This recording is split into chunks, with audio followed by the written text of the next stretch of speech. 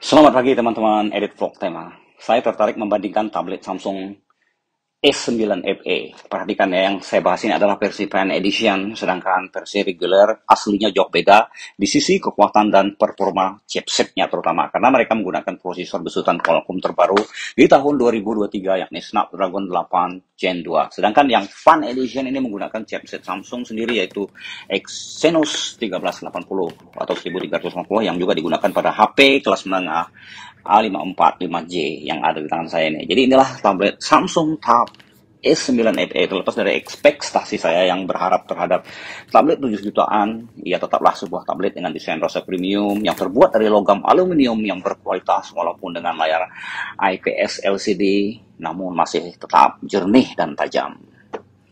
Artinya jika tablet Galaxy Tab S9 regular memiliki kekuatan mesin buat bekerja grafis, terutama jika Anda ingin menggunakan buat editing video, misalnya menggunakan LumaVision, tentu chipset tersebut dapat merender video dengan sangat cepat. Mungkin Snapdragon 8 Gen 2 tersebut sedikit mendekati iPad Pro M1 dalam kinerja grafisnya atau GPU-nya. Namun bagusnya di tablet ini juga terpasang aplikasi editing video LumaVision yang sangat hebat yang dapat Anda pergunakan buat edit video hingga kualitas 4K atau 4K. Lihat, di belakang saya adalah studio. Saya edit video melalui tablet ini, saya dapat merubah latar, baik objek maupun warnanya menggunakan fitur green screen di LumaVision. Saya edit melalui tablet Samsung Tab S9 Pan Edition ini. Walaupun demikian, Exynos 1380 pada tablet Galaxy Tab S9 juga adalah sebuah chipset yang kuat dan tangguh, terbukti sudah berjalan stabil di HP A54G. Tetap enak buat nonton, main game, bahkan buka-buka file-file ringan dan sedang. Sedangkan kita mulai tahu kan bahwa versi murahnya Galaxy Tab S9 ini yang konon memiliki beberapa fitur-fitur utama turunan aslinya, ternyata walau hanya menggunakan chipset yang sama dengan smartphone kelas menengah, ia tetap worth it dimiliki di sisi harga terutama. Dan terutama, jadi saya tidak bisa membandingkan Tab S9 FE dengan versi regulernya atau membandingkannya dengan iPad Pro M2 milik saya secara head to head karena perbedaan performa dan kekuatannya jomplang sekali. Untuk editing video jujur saja, saya lebih nyaman menggunakan iPad Pro dengan prosesor M2. Namun tidak semua orang membutuhkan iPad Pro atau MacBook Pro untuk kegiatan tertentu. Saya akui tablet Samsung S9 FE ini masihlah dapat melakukan pekerjaan dan memenuhi kebutuhan pekerjaan ringan tersebut. Maka meskipun bukan head to head, saya akan membandingkannya dengan perangkat yang berbeda, namun memiliki performa yang sama dan pabrikannya juga sama dengan tablet ini, yakni HP Samsung A54 5G yang ada di tangan saya. Ini dia HP-nya. Berikut adalah persamaan dan perbedaan antara Samsung Galaxy Tab S9 FE dan Samsung Galaxy A54 5G. Oke, let's check it out. Persamaannya. Sama-sama memiliki dapur pacu yang sama yakni Exynos 1380. Sama-sama memiliki GPU yang sama yakni Mali G68 MP5. Sama-sama memiliki fitur ketahanan siraman air. Meskipun ada sedikit perbedaan yakni Samsung A54 5G memiliki IP67 sedangkan Tab S9 FE memiliki IP68. Lebih kuat ini ya. Sama-sama bisa buat nelpon, tentu saja yang versi 5G. Nah, kebetulan di tangan saya ini adalah versi Wi-Fi sekaligus seluler, karena di Batam Center jaringan 5G sudah merata. Jaringan seluler ini sangatlah worth it bagi saya. Akan tapi ada bagian di mana HP Samsung A5G ini, A54 5G ini malah menang banyak contohnya. Jika Tab S9 FE memiliki refresh rate hanya 90 GHz, maka A54 telah memiliki refresh rate 120 GHz. Jika Tab FE memiliki layar TFC LCD, maka ini sudah memiliki Super AMOLED. Di sisi kamera baik depan maupun belakang, A54 jauh mengalahkan Tab S9 FE meskipun sisi kamera tidaklah terlalu penting bagi sebuah tablet.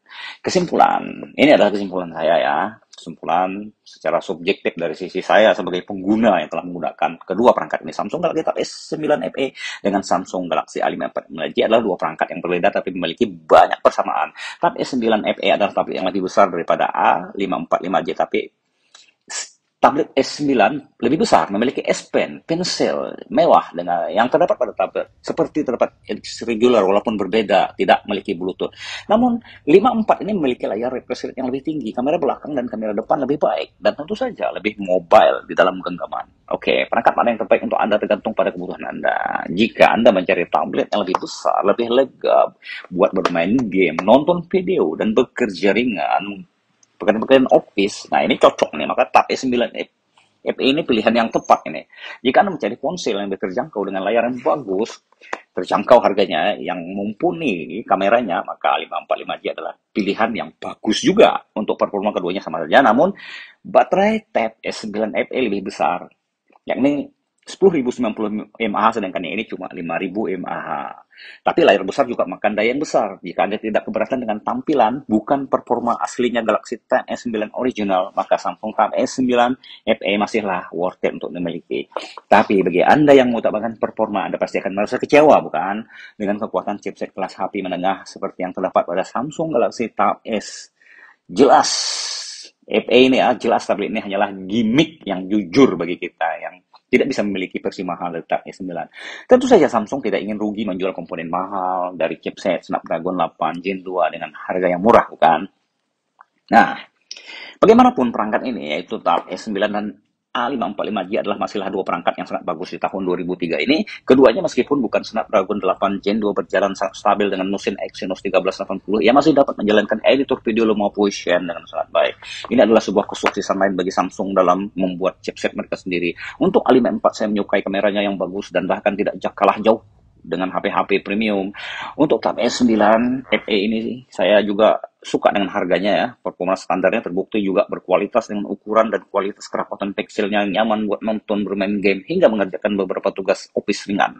Saya dapat memberikan penilaian itu karena saya juga adalah pengguna iPad Pro M1 dan M2.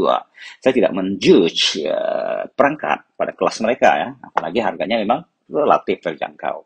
Namun untuk saat ini menurut hemat saya, di sisi pekerjaan mengedit, iPad Pro M1 dan M2 milik saya masih belum bisa ditandingi oleh Samsung Tab S9 versi regular, sekalipun di sisi performa menjalankan aplikasi-aplikasi berat, M2 menurut hemat saya masih jauh di atas Snapdragon 8 Gen 2. M2 adalah chipset kelas PC, sedangkan Snapdragon 8 Gen 2 yang dipasang di Tab S9 Ultra sekalipun masihlah chipset kelas HP.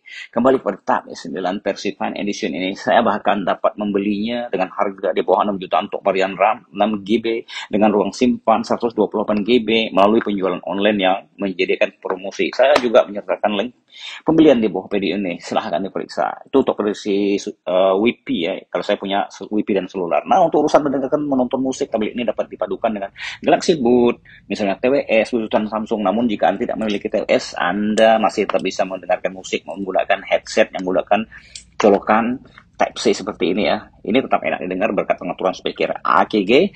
Mengapa colokan Type-C? Karena semua perangkat mobile keluaran terbaru sudah menghilangkan lubang colokan jack. Oke, selamat datang di abad lubang colokan Type-C ya. Namun, bukan hanya itu. Kelebihan tablet Android jika ditilik dari fungsi dan colokan Type-C-nya.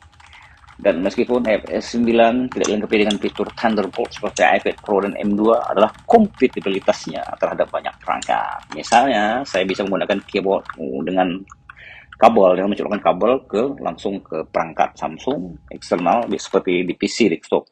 Yang biasanya ini tidak cocok untuk iPad meskipun sudah menggunakan colokan USB Type-C. Oke, terima kasih. Sampai jumpa lagi. Semoga bermanfaat. Sampai jumpa lagi di lain kesempatan.